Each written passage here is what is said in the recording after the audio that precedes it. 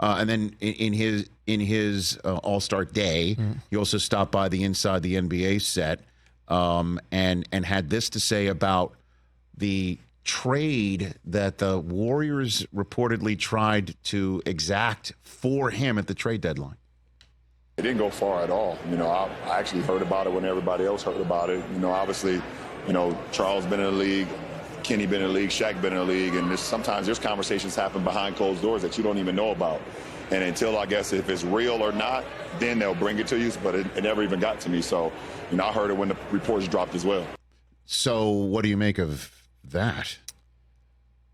I can't imagine he learned of it just. I can't either. I don't know. When Rich Paul calls him, like, hey, guess what? Guess who I just got a call from? Look, Joe Lacob. I mean, like, of the well, I saw this 415 number, so I picked it up. Like, really? Is that the way it went? LeBron has been through his intermediaries. He's made it pretty clear he wants to be a Laker. Like, didn't want to get traded anywhere before the trade deadline. Rich Paul came out and said that publicly. But when this deal was first reported, the prospect of this deal, my first reaction was it makes a lot of sense, right? Because if you're the Lakers, you would probably be able to get your hands on Jonathan Kuminga.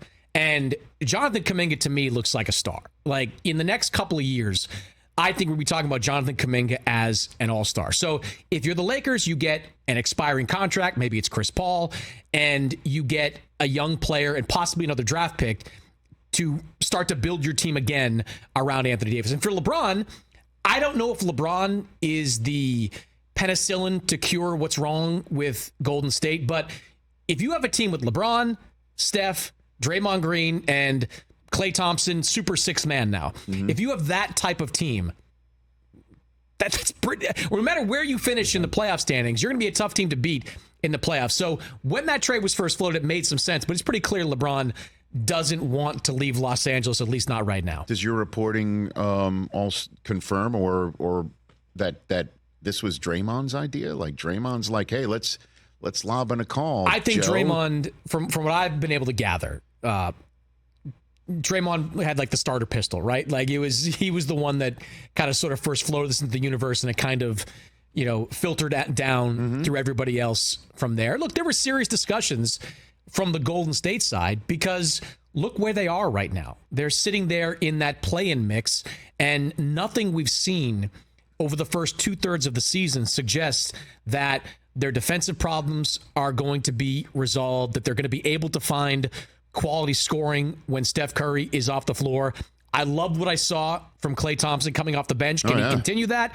I don't know. Let's see it over more than just a couple of games. But they need an injection of something. And the only player I could see them surrendering Jonathan Kuminga for, because the Warriors do have to start thinking about life beyond Steph, life beyond Draymond, life beyond their big three.